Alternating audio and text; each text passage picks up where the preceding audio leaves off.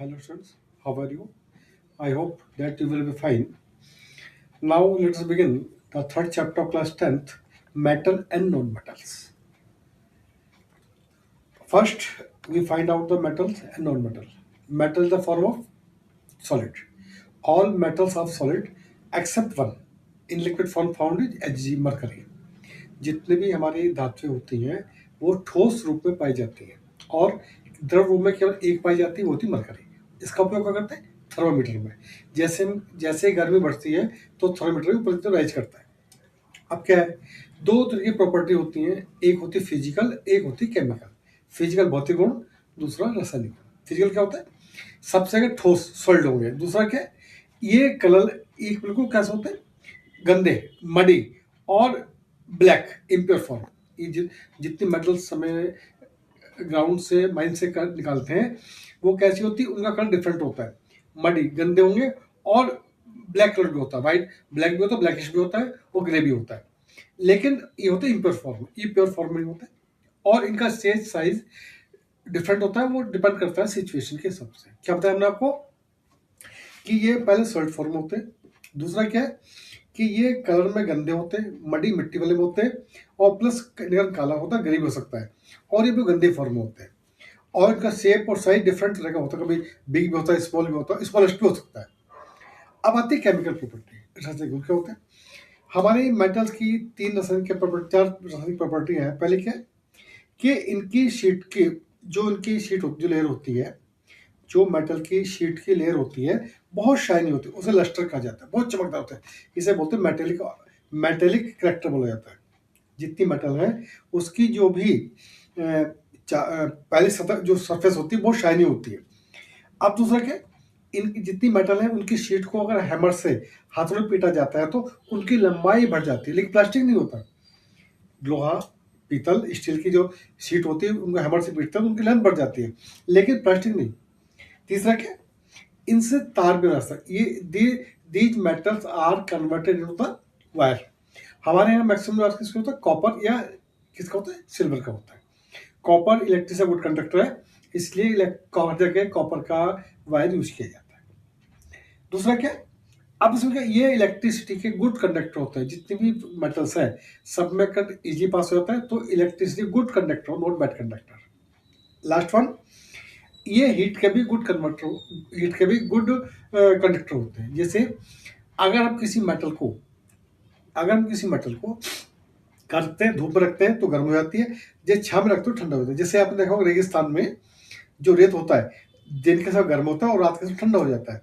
Mountain में जब गर्मियों में जब घूमने आते हैं तो दिन के समय पहाड़ क्या होते हैं? गर्म हो जाते हैं, शाम को ठंडे हो जाते हैं। ये इनका थर्म हीट का प्रोडक्ट होता है। दूसरा क्या, इनकी एक प्रॉपर्टी होती है, कोई भी मेटल अगर एसिड से रिएक्शन करती है, अम्ल से रिएक्शन करती है तो क्या बनाएगी? सॉल्ट बनाएगी और हाइड्रोजन गैस प्रोड्यूस करेगी। अगर किसी भी मेटल की रिएक्शन या रिएक्शन किस होती है? एसिड अम्ल के साथ हो रही है तो सॉल्ट लवण बनाती है और H2 गैस प्रोड्यूस करती है। एग्जाम्पल क्या है? Fe plus H2SO4 is equal to FeSO4 plus H2 gas. इसका डिस्कशन ऐसे कॉपर होता है Cu plus H2SO4 is equal to CuSO4 plus H2। अब क्या है कि जो मेटल है जब वो ऑक्साइड से रिएक्शन करते हैं तो मेटेलिक ऑक्साइड में कन्वर्ट हो जाते हैं। जितनी मेटल है अगर वो ऑक्साइड से रिएक्शन करते हैं तो मेटेलिक ऑक्साइड में आता है। जैसे AgO Ag plus O equal to AgO। जब हम चांदी का कुछ चीज पहनते हैं, रिंग पहनते हैं या चेन पहनते हैं, वो कुछ टाइम डल पड़ जाती है। क्या होता है? वो ऑक्साइड से रिएक्शन करने के बाद उसका कलर डल हो जाता है। इसी प्रकार गोल्ड का है। अब ये दीपावली आ रही है हमारे यहाँ, दीपावली पर हम पूजा के लिए बर्तन लाते हैं, कॉपर का बर्तन लाते हैं तो लगता शाइनी है, लेकिन आफ्टर सम टाइम क्या होता है वो बिल्कुल चेंज हो जाता है, उसका कलर गंदा हो जाता है। और इसी प्रकार गोल्ड का है। अब इनको साफ करने का यूज करते हैं, इनको साफ करने के लिए NaOH या पीताम्बरी जो होती है पाउडर फॉर्म वो यूज किया जाता है। अब क्या है, अगर कोई भी हमारे लोहे का आइटम है, कोई भी हमारा आयरन का आइटम है, वो जब पानी गर्म पानी से रिएक्शन करता है तो जंक या रस्ट बनाता है। यानी Fe plus 4H2 equal to Fe2O3 plus H2 gas. जो Fe2O3 फेरिक ऑक्साइड ये रस्ट बनाता है।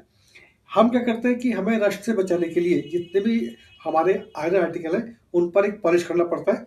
वो होता है किसका? लेड ऑक्साइड का, 2PbO का। उसमें लेपन करना पड़ता, पेंट करना पड़ता है, जिससे ऑक्साइड करते बच जाते हैं। आपने देखा होगा जब मेटल किसी रिएक्शन करते हैं किसी बेस के साथ, हमने अब बात की आपसे ऑक्साइड की, हमने बात की आपसे एसिड के साथ और ऑक्साइड के साथ, अब बात कर रहे हैं बेस के साथ। अगर मेटल को रिएक्शन करते हैं बेस के साथ, जैसे Mg प्लस O2, वो 2MgO बन जाएगा, क्योंकि Mg की जो एटॉमिक नंबर 12 है और MgO की 5 रिएक्शन करते हैं तो MgOH2 बन जाता है, ये होता है मैग्नीशियम हाइड्रोक्साइड। तीसरा क्या है, इसकी दूसरी प्रॉपर्टी क्या होती है, रेड लिटमस पेपर को नीले में टर्न कर देता है। हमने क्या बताया आपको मेटल के बारे में कि इनकी जो प्रॉपर्टी होती है, केमिकल प्रॉपर्टी और फिजिकल प्रॉपर्टी बताया आपको। और इसके बाद भी आपने देखा होगा हमारे यहाँ जो भी इलेक्ट्रिक अप्लायंसेस होते हैं, मोटर है या बिजली का पंखा है, जब मोटर बाइंडिंग होती है कॉपर का वायर यूज किया क्योंकि वो इलेक्ट्रिक से गुड कंडक्टर होता है। और आपने देखा गोल्ड कॉस्टली बहुत होता है, बट गोल्ड का हमें अच्छा भी होता है और बेकार भी होता है। कहते हैं हमारा गोल्ड मिल जाए बहुत अच्छी बात है, नहीं तो बेकार। अब दूसरी बात जैसे कर रहे हैं नॉन मेटल्स, जो अधातु होती हैं, वो क्या होती है, वो लिक्विड फॉर्म में हो सकती है और गैस फॉर्म में हो सकती है। लिक्विड फॉर्म में होती है H2O, H2SO4, HCl, CH3, COOH, oil.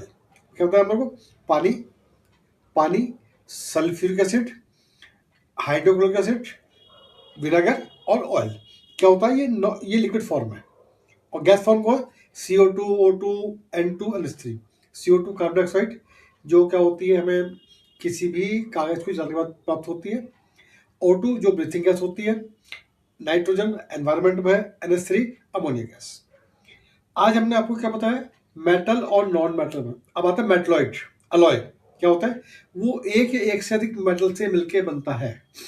वो एक या एक से अधिक मेटल मिलकर बनता है। जैसे कैसे आपने देखा होगा हमारे जो भगवान जी की मूर्तियां बनती हैं वो 7 मेटल्स की बनती है, जैसे मतलब अष्टधातु, उसमें लोहे के अलावा 8 छह धातु और मिलाई जाती है जिसमें शाइन आती है। जब आपने देखा होगा कि हमारे यहाँ जो मेटल है वो रिएक्शन बहुत से करते हैं और पानी हवा से बहुत रिएक्शन करते हैं। आपने देखो जब हम किसी प्रतिमा पर या भगवान जी की प्रतिमा पर थोड़ा गर्म जल गिरते हैं तो उसका शाइन बढ़ जाती है, तो वो क्या है, हमारी मेटेलिक ऑक्साइड बन जाती है और वो हमें एक पॉजिटिव रेंज के हिसाब से शो करता है। मेटल के अलग क्या, एक से धातु, जैसे स्टील किससे मिली बनती है, लोहा और कॉपर से मिलकर बनता है। जैसे हमारे यहाँ गोल्ड के ऑर्नामेंट बनते हैं, क्या होते हैं, आभूषण बनते हैं, चेन, अंगूठी, बैंगल्स वगैरह, वो बहुत सॉफ्ट होते हैं। उनमें हार्डनेस लाने के लिए क्या यूज करते हैं, कॉपर लेड। कॉपर लेड का वो हार्डनेस लाता है, कॉपर लेड उसमें हार्डनेस लाता है जिसमें कार्बन आता है, जिससे वो लॉन्ग टाइम चलते हैं। आपने देखा होगा हमारे जो भी आइटम है उनको वॉश करने के लिए हम जाते हैं सोलर के पास, वो क्या करता है, पानी में साफ करता है। पानी में क्या होता है, H2SO4 होता है और NH होता है। जैसे ही वो उस पर ब्रश मारता है तो रंग निखर जाता है। इट मीन्स क्या है कि आज हमने आपको मेटल और नॉन मेटल और अलॉय के बारे में बताया। मेटल की आपको फिजिकल प्रॉपर्टी और केमिकल प्रॉपर्टी के बारे में बताया, और reaction with metals, reaction with base and reaction with acids. और थोड़ा सा हमने आपको बताने की कोशिश की कि मैं जो उनकी प्रॉपर्टी होती है कि नॉन मेटल कौन कौन से होते हैं, क्या होते हैं। ब्रीथिंग गैस कौन सी होती है, O2 गैस होती है। ब्रीथिंग गैस का नाम अपने आप को लाइफ इमर्जिंग कर सकते हैं, तो O2 गैस मस्ट है। आज हमने आपको थर्ड चैप्टर में थोड़ा बताने की कोशिश की है। अब इसके नेक्स्ट पार्ट में हम आपको किसके मेटल और नॉन मेटल की और प्रॉपर्टी बताएंगे, इनको कैसे प्यूरिफाई किया जाता है, किस तरीके से यूज किया जाता है और कहाँ कहाँ यूज कर सकते हैं। इसके बारे में आपकी कोई भी इंक्वायरी क्वेरी हो, कोई भी क्वेश्चन हो, वो आप मुझसे मेरे इस चैनल को सब्सक्राइब करने के बाद मुझसे पूछ सकते हैं, और जो दिया गया नंबर है उस पर भी आप कॉन्टेक्ट कर सकते हैं। और I hope that you will understand this topic very well, but there is something wrong with you, except not concept clear, not defined clear. You will be call me and subscribe my channel.